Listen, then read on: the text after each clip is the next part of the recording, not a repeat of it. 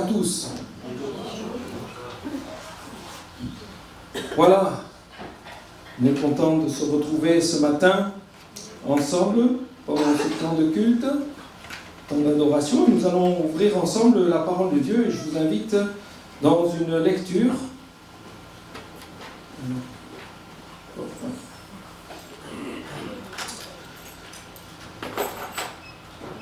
Dans l'évangile de Jean, chapitre 15, aimez-vous les uns les autres. Amen. Alléluia. Allez, nous lisons ensemble. Amen. C'est Jésus qui parle à ses disciples, qui les exhorte avec cette pensée. C'est ici mon commandement, aimez-vous les uns les autres comme je vous ai aimés. Il n'y a pas de plus grand amour que de donner sa vie pour ses amis.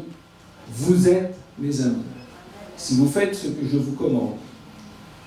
Je ne vous appelle plus serviteur, parce que le serviteur ne sait pas ce que fait son maître, mais je vous ai appelé ami, parce que je vous ai fait connaître tout ce que j'ai appris de mon Père. Ce n'est pas vous qui m'avez choisi, mais moi. Je vous ai choisi et je vous ai établi afin que vous alliez et que vous portiez du fruit et que votre fruit demeure, afin que ce que vous demanderez au Seigneur, en mon nom, il vous le donne. Ce que je vous commande, c'est de vous aimer les uns les autres. Amen. On continue la lecture et nous allons dans le premier épître, Jean chapitre 4, verset 7.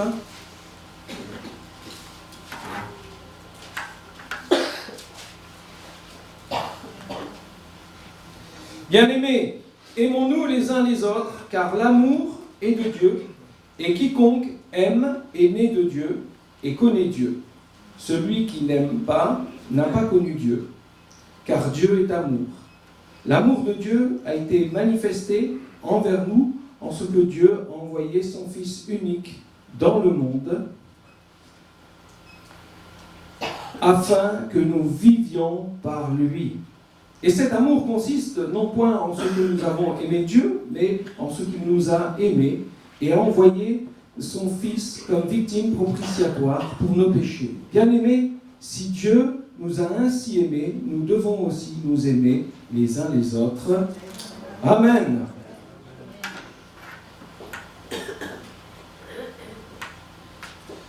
Dans cet épître, Jean enseigne sur ce qu'il a reçu de Jésus, ce commandement, aimez-vous les uns les autres. Jean, à ce moment-là, était avec Jésus. Jésus donne son dernier enseignement avant de partir au supplice de la croix. Et Jean va entendre ce commandement qui a été là, et de ce qu'il a entendu, va aussi le transmettre dans son évangile, mais dans les épîtres qui ont été donnés aussi. Aimez-vous les uns les autres. S'aimer, l'amour. Quel est son sens aujourd'hui? Un mot bien souvent déformé, un mot qui est galvaudé, qui est dégradé par notre société, et cela à cause du péché. Amour est aussi traduit dans la Bible par charité. Le mot agapé qui désigne l'amour dans un sens très fort et de nature divine. Il y a quelque chose de très fort dans l'amour de notre Dieu. Cet amour qui n'attend rien en retour et qui donne tout.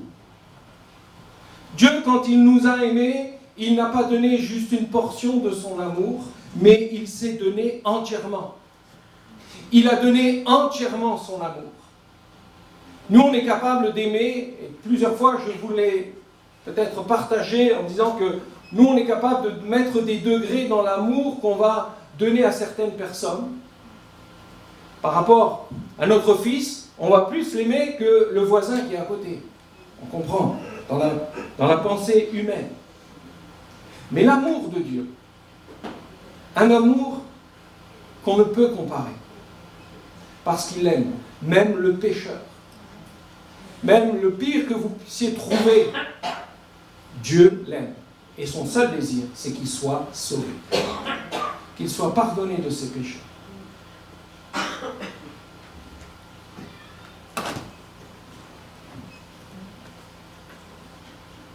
Le mot agapé est souvent utilisé dans la Bible pour exprimer l'amour de Dieu, dans ce sens très fort. Et l'amour de Dieu est au-delà de ce que l'on peut connaître de l'amour ici-bas. Mais Dieu veut nous communiquer. Dieu veut déverser son amour dans l'humanité. Alors, comment recevoir cet amour? Peut-être, est-ce votre question, votre désir, votre souhait ce matin de dire « Seigneur, mais remplis-moi de ton amour. Mon cœur est sec. J'ai l'impression que rien ne fonctionne dans ma vie. Tout est désastre sur désastre. Seigneur, viens me remplir de ton amour. » Est-ce là votre désir? Eh bien, acceptez Jésus comme Sauveur et Seigneur. Reconnaissez que vous êtes pécheur devant lui et que Dieu, dans son amour et dans sa grâce, a le désir de vous pardonner. Oui, cet amour consiste non point en ce que nous avons aimé Dieu, mais en ce qu'il nous a aimés et envoyé son Fils comme victime propitiatoire pour nos péchés. Jésus est celui qui a payé notre dette, la dette que nous avions vis-à-vis de Dieu. Par notre péché, nous avons offensé Dieu. Et Dieu, dans son amour, nous a envoyé Jésus pour mourir à notre place. Parce que notre sacrifice n'aurait aucune valeur pour le pardon de nos péchés. Il fallait la brebis sans défaut, l'agneau sans défaut qui ôte le péché du monde, c'est Jésus. Et Jésus est venu. Et nous recevons cet amour dans le simple fait d'accepter par la foi le sacrifice de Jésus, de reconnaître que Jésus, je ne suis rien devant toi, mon Dieu, mais dans tout ce que ton Fils a accompli, je veux me placer par la foi et de recevoir ce don merveilleux de Jésus dans mon cœur. Si je peux aimer Dieu, c'est parce qu'il m'a aimé le premier. Souvent, les gens pensent qu'on va être sauvé parce qu'on aime Dieu. Le pécheur n'a pas la capacité d'aimer Dieu. Il faut que son cœur soit changé. Il faut qu'il y ait le pardon des péchés qui soit là dans nos vies pour que nous puissions nous mettre à aimer Dieu. Je ne sais pas si ça vous arrive parfois d'avoir cette réflexion en disant « Mais Seigneur, comment je t'aime? Est-ce que comment est mon amour pour toi ?»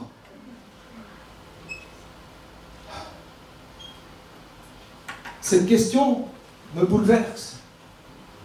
Parce que, comme tout homme, on regarde à nos vies, on regarde à ce que nous sommes, ce que nous faisons parfois, nos échecs, nos erreurs, et on a l'impression, par toutes ces choses qui viennent comme salir, ternir nos vies, on a l'impression que, mais Seigneur, mon amour est bien petit. Mais Dieu nous aime. Et il désire déverser son amour en nous. Et si nous sommes capables de l'aimer, si nous sommes capables de marcher par la foi, ça ne vient pas de nos propres forces, mais de cet amour qui a rempli nos vies. Souvent les gens ont peur de la religion, en fait du christianisme, parce qu'ils pensent que c'est par des actions qu'on va gagner la faveur de Dieu. Et ils ont raison, ce n'est pas par nos œuvres que nous sommes sauvés, mais c'est par la grâce qui est en Jésus-Christ. C'est par la foi que nous plaçons dans l'œuvre de Christ.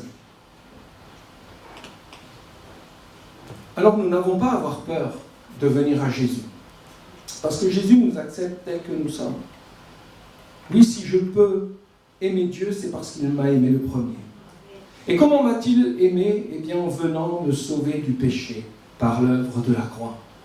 Tout démarre à la croix du calvaire. Parce que la croix, c'est l'expression de l'amour, de la justice, de la sainteté de Dieu. C'est l'expression de l'amour qui a été manifesté.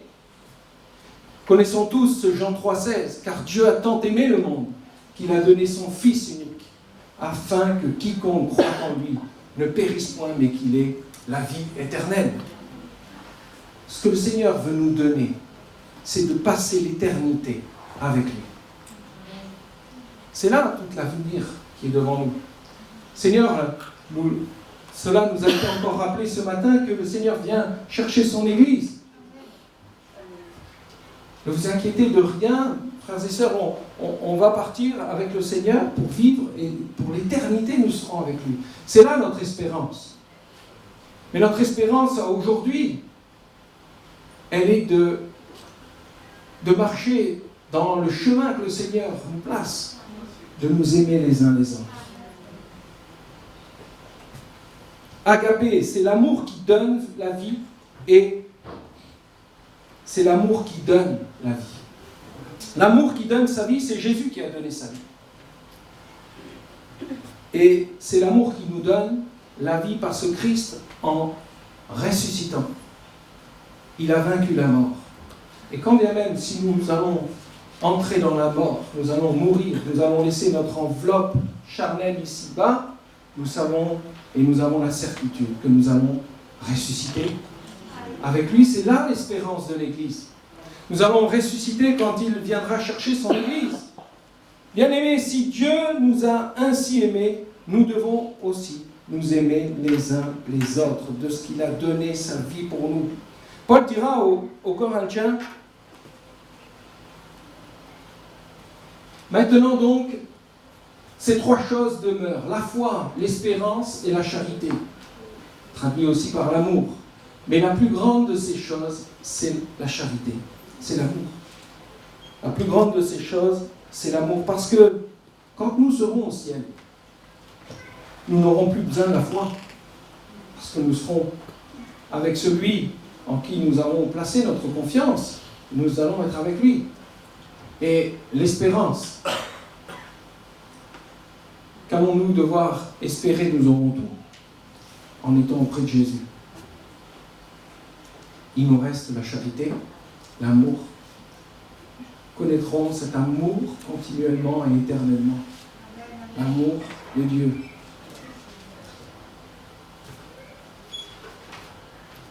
Dans son épître aux Thessaloniciens, Paul fait l'éloge de la foi, de l'espérance et de l'amour qui a été manifesté au sein de cette Église.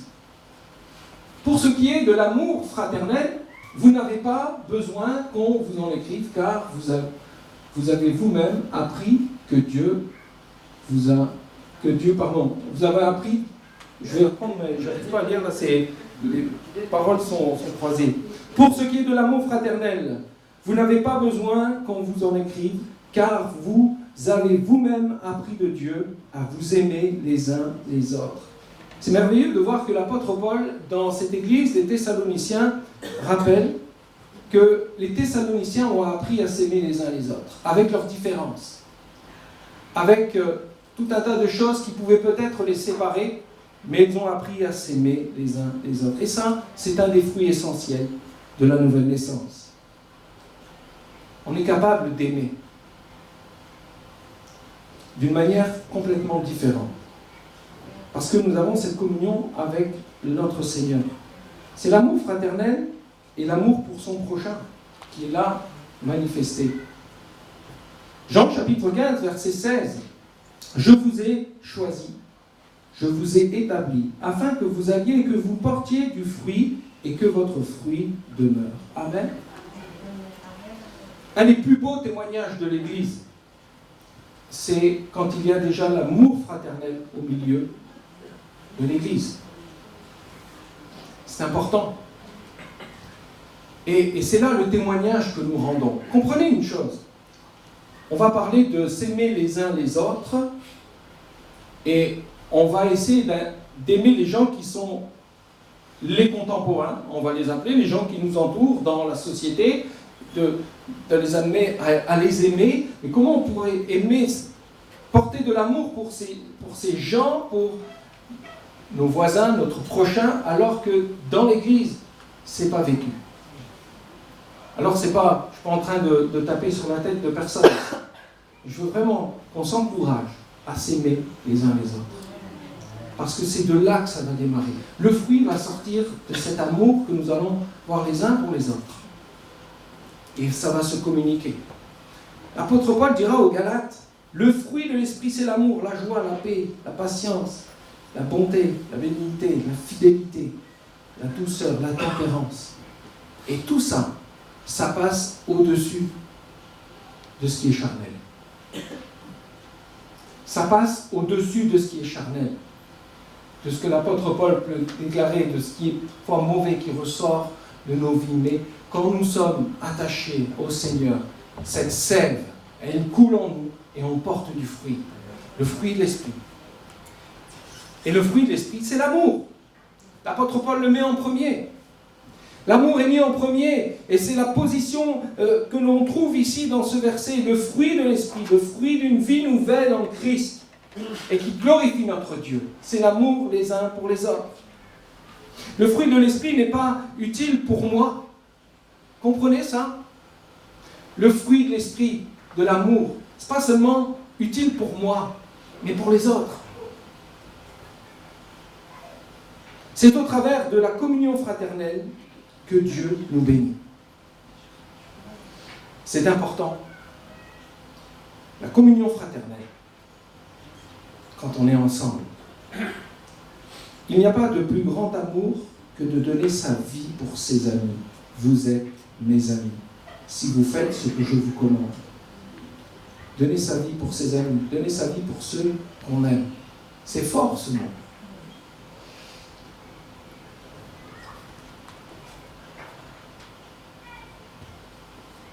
Vous connaissez le Dorchester? Je trouvais cette illustration intéressante. Pendant la Seconde Guerre mondiale, une torpille éventra le flanc du navire commercial du Dorchester, qui immédiatement s'est mis à couler. Et la panique était très grande dans le bateau, et il y a 4 aumôniers, 2 protestants, un catholique et un juif. Je ne suis pas en train de vous raconter une blague, hein, c'est quelque chose de vrai. Ces 4 aumôniers essayaient de rassurer les passagers. Et ils commencèrent à distribuer des gilets de sauvetage à tout le monde. Et ils se donnent complètement, donnent les gilets de sauvetage. Et bientôt, la réserve, elle était épuisée. Il n'y avait plus de gilets de sauvetage. Mais il y avait encore des bras qui se tendaient pour demander pour avoir des gilets de sauvetage. Vous savez ce que ces 4 aumôniers ont fait? Ils ont mis la parole de Dieu en pratique. Ils ont ôté leurs gilets et ils les ont donnés à ces personnes qui étaient là. Et à un moment donné, eh bien, le bateau s'est mis à trembler, il se coucha et sombra. Et les 4 aumôniers levèrent les mains et ils se sont mis à prier. Ils ont coulé avec le bateau. Seuls 906, sur les 906 personnes qui étaient sur ce bateau, 229 vécurent. La réflexion, elle est là. On ne connaît pas les 4 passagers qui ont eu droit à ces derniers gilets de sauvetage qui ont été donnés. Ce n'est pas les 4 qui restaient dans la boîte, mais c'est ceux que les aumôniers avaient déjà mis sur eux. Ils les ont enlevés et ils les ont donnés. On ne connaît pas le nom de ces 4 personnes, on ne sait pas, mais à mon avis, ils ont dû vivre le restant de leur vie avec cette... si aujourd'hui je suis là, c'est parce que quelqu'un s'est sacrifié pour moi. Et il y a cette pensée qui est très forte. Jésus amène ici sur la pensée de l'expression de l'amour, c'est de savoir se donner aux autres.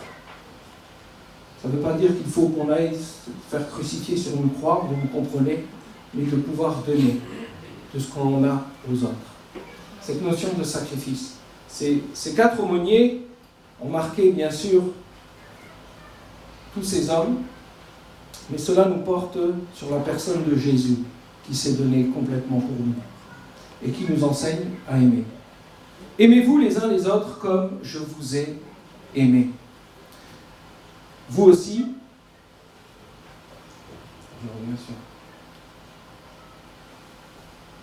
aimez-vous les uns les autres comme je vous ai aimé. Vous aussi, aimez-vous les uns les autres. À ceux-ci, tous reconnaîtront que vous êtes mes disciples, si vous avez de l'amour les uns pour les autres.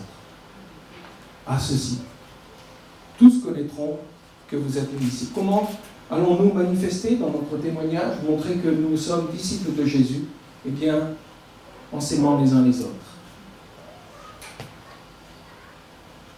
Comment cet amour va-t-il se manifester? Eh bien, par le pardon mutuel, par la prière, par les dons de l'esprit et par notre générosité. Aimez-vous les uns les autres, c'est savoir pardonner. Selon la première épître de Pierre, chapitre 4, verset 8, « Avant tout, ayez les uns pour les autres une ardente charité, car la charité couvre une multitude de péchés. » On est capable de pardonner parce que nous-mêmes, nous avons été pardonnés de nos péchés. Et nous sommes capables aussi de pardonner. Et ça va dans cette démarche de couvrir une multitude de péchés. C'est dans la notion, bien souvent, on a des personnes qui échouent dans leur marche avec le Seigneur, qui vont faire commettre des erreurs, il se passe des choses, mais non pas de porter un jugement les uns sur les autres, mais d'aimer. Aimer, c'est de pouvoir prendre l'éponge et pouvoir effacer. Effacer peut-être le mal qu'on nous a commis. Et je ne dis pas que c'est facile. Je suis pas en train de dire un coup de manche sur le tableau et c'est parti. Non. Je ne dis pas que c'est facile, frère, c'est ça. Mais le Seigneur nous enseigne et je crois que lui-même nous en donne la force, la capacité. Proverbe chapitre 10, verset 12. La haine excite des querelles, mais l'amour couvre toutes les fautes. Parfois, on est plus dans la première portion de ce verset. La haine excite des querelles. Il y a toujours quelque chose, mais l'amour couvre toutes les fautes. Que le Seigneur nous donne de cet amour, que nous puissions la communiquer autour de nous.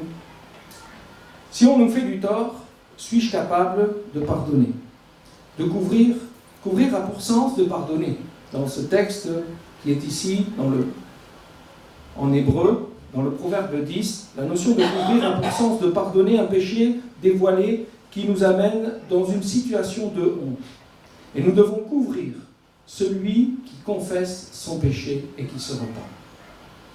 Non pas de le répandre, mais celui qui se repent.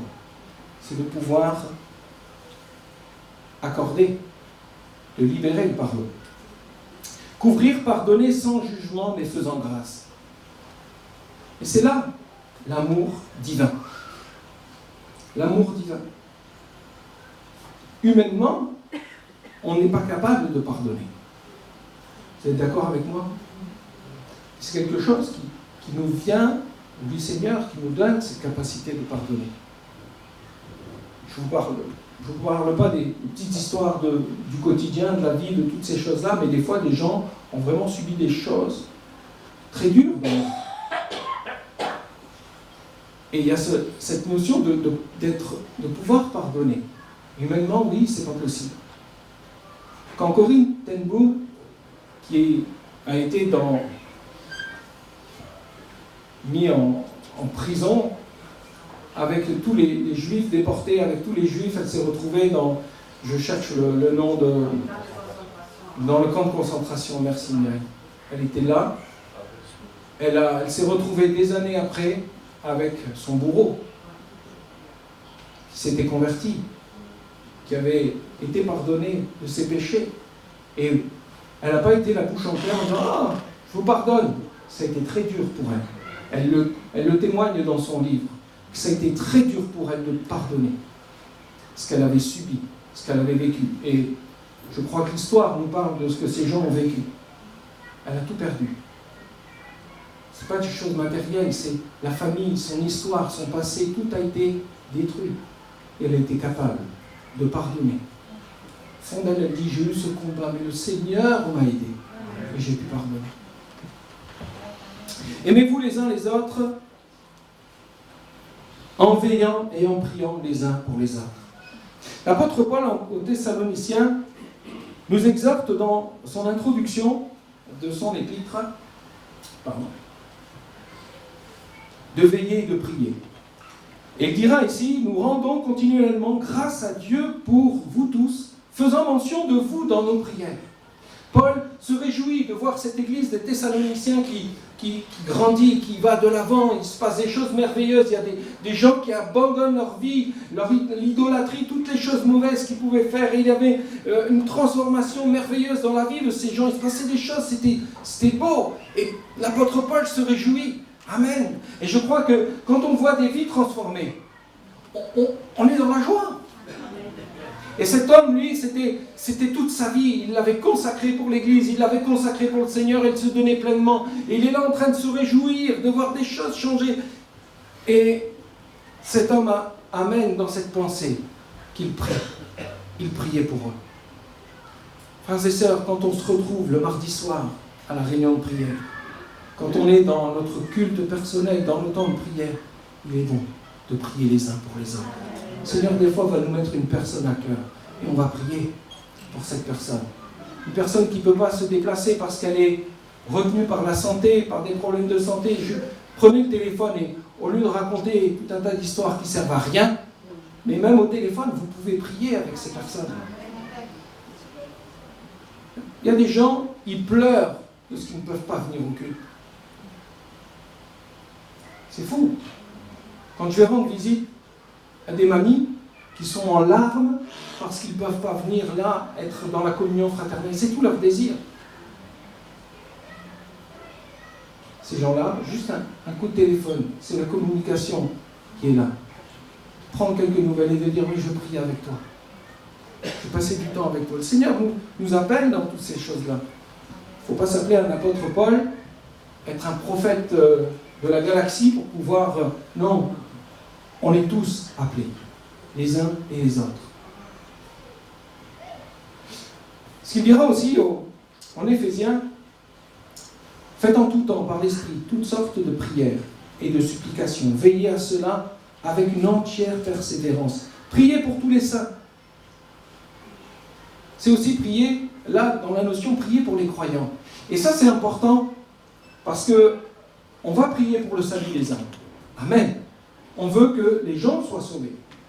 On veut que il y a des personnes qui viennent tout seuls à l'église et ils aimeraient que leur épouse, leur mari puisse donner sa vie à Jésus. Il y a ce désir-là. Et on prie pour ces personnes pour qu'elles puissent connaître et rencontrer Jésus. C'est là notre appel dans la prière. Mais il faut aussi qu'on prie les uns pour les autres. Parce que les uns et les autres, on a tous des luttes, on a tous des combats, on a tous des difficultés. Et l'apôtre Paul va toujours mettre l'accent sur le fait dans la communion fraternelle, être ensemble, de pouvoir prier. Et aussi d'élever le besoin sur l'extérieur. C'est Jérusalem d'abord. Et ensuite, l'extérieur. Comprenez une chose. Je ne sais pas si vous avez déjà eu l'occasion de prendre l'avion. Il y a souvent la dame qui est là dans le couloir et qui fait des gestes. Alors, écoutez de temps en temps ce qu'elle dit parce que ça peut toujours servir. Et à un moment donné, il y a dans la notice, quand les masques tombent, s'il y a un problème, perturbation, les masques tombent. Qu'est-ce qu'il faut faire? Il faut d'abord mettre son masque et ensuite vous occuper de la personne à côté si elle n'y arrive pas et si elle a des difficultés à mettre son masque. Vous voulez vous occuper des gens à l'extérieur? Eh bien, d'abord, mettez le masque pour vous. Parce que souvent, on a l'appel de l'extérieur, l'appel de s'occuper de tout un tas de choses, de la misère du monde et de tout, parce qu'on veut manifester l'amour, mais ça commence ici, personnellement, dans l'Église. Et ensuite, dehors. Mettez d'abord le masque pour vous. On s'est compris? Dans cette pensée, c'est intéressant de méditer là-dessus. Parce que souvent, on se vide complètement, s'occupe de tout autour de nous, et on se dessèche. On a besoin que le Seigneur nous renouvelle dans sa grâce, dans son amour. C'est des temps qu'on va passer devant sa parole, dans les temps avec lui, mais aussi à l'Église, dans la communion fraternelle et au culte. Alors veillons les uns sur les autres pour nous exciter à la charité et aux bonnes œuvres. N'abandonnons pas notre assemblée, comme c'est la coutume de quelques-uns, mais exhortons-nous réciproquement, et cela d'autant plus que vous voyez s'approcher le jour. Amen. Je crois que ce verset a tout dit. Même pas besoin de faire un commentaire dessus. Aimez-vous les uns les autres par les dons spirituels. Amen. 1 Corinthiens chapitre 14 verset 1er, recherchez la charité, aspirez aussi aux dons spirituels, mais surtout à celui de prophétie. Recherchez avant tout la charité. Si on n'a pas l'amour, nos prophéties, elles vont rien amener. On n'est pas là pour amener une dureté dans les choses qui doivent être réglées, mais il faut le faire avec amour. Une main de fer dans un gant de velours, ça vous parle cette expression? Notre Dieu est un Dieu qui est droit, qui est saint, qui est juste. C'est aussi un Dieu d'amour. Et cet amour, elle est là, elle fait grâce. Et je crois qu'on prend souvent Dieu pour le papa gâteau. Vous savez, il va passer sur tout.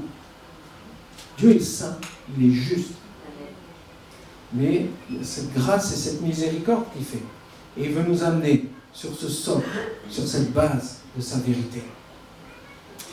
Et on a besoin, frères et sœurs, d'aspirer au don spirituel. Celui qui prophétise exhorte, il encourage, il console. Et ça, c'est les pensées que le Seigneur va mettre sur nos cœurs. On n'est pas centré sur soi-même, mais sur les autres. C'est là la base de l'amour.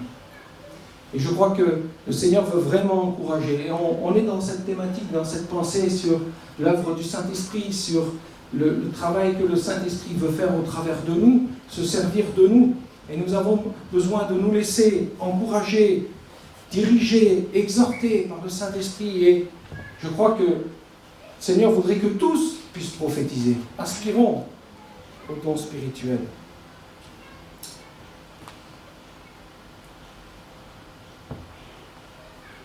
Aimez-vous les uns les autres, c'est aimer en action.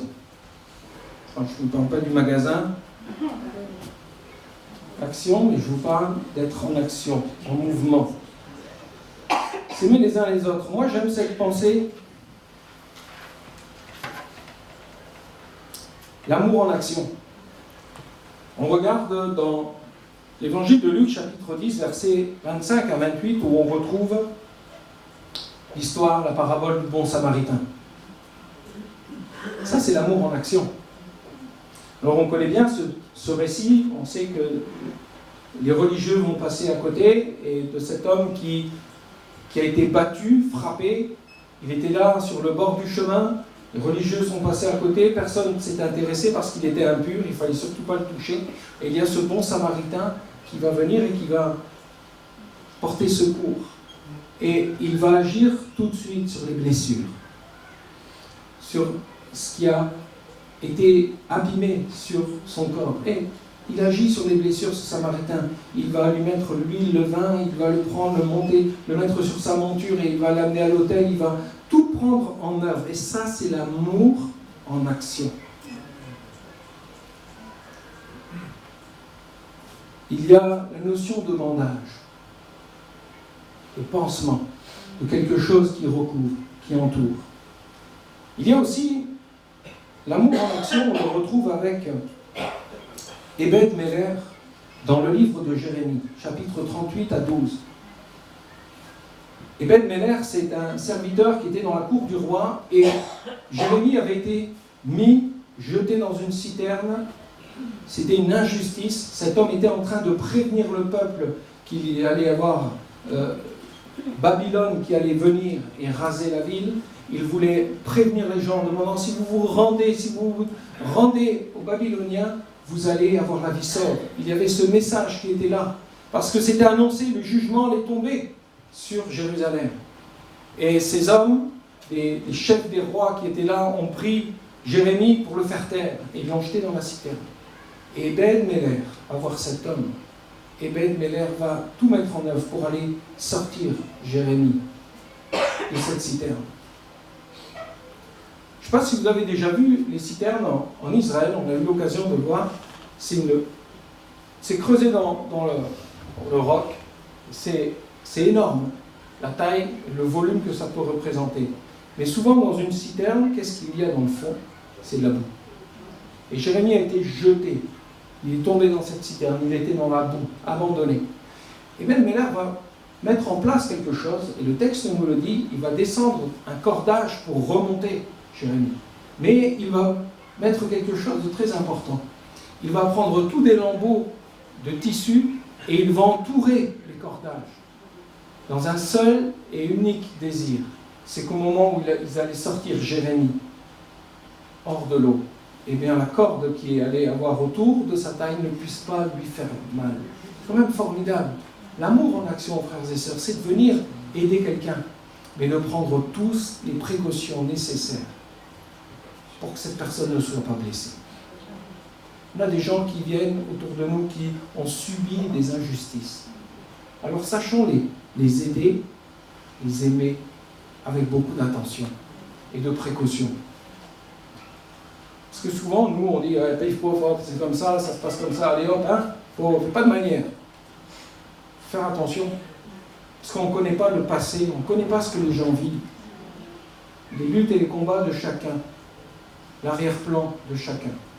Donc quand on emmène sur aimez-vous les uns les autres, on ne sait pas tout sur la personne. C'est pour ça qu'il faut toujours être prudent et d'avoir de la retenue aussi dans nos propos, dans nos mots, et d'user de compassion, d'amour.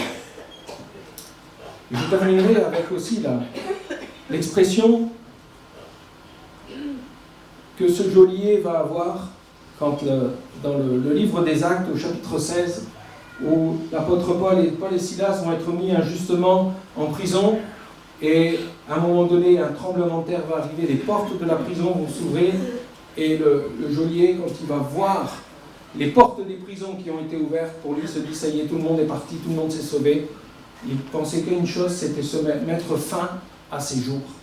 Il était prêt à se planter dans une épée quand l'apôtre Paul va dire « Non, ne fais pas ça ». On est tous là, personne n'est parti.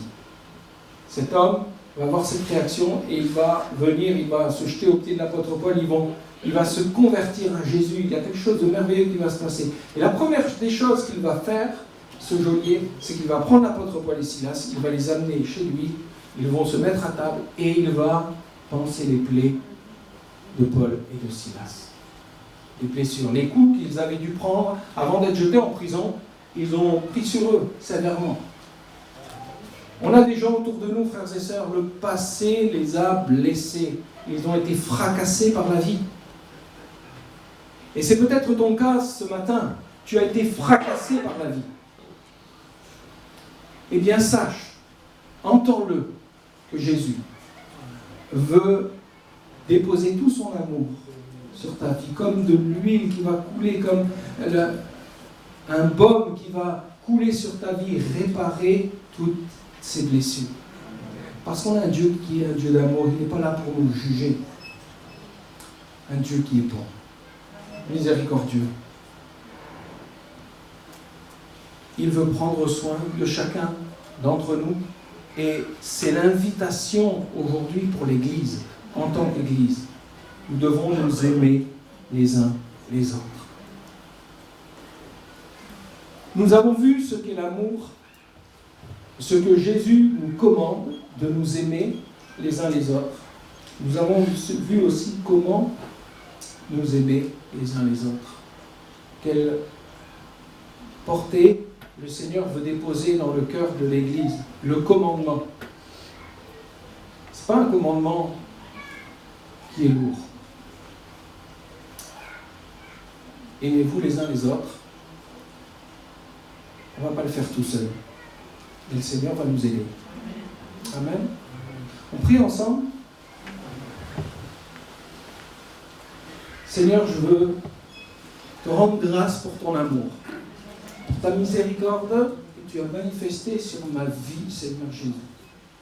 Parce que je réalise, Seigneur mon Dieu, que j'ai bien fait parfois des choses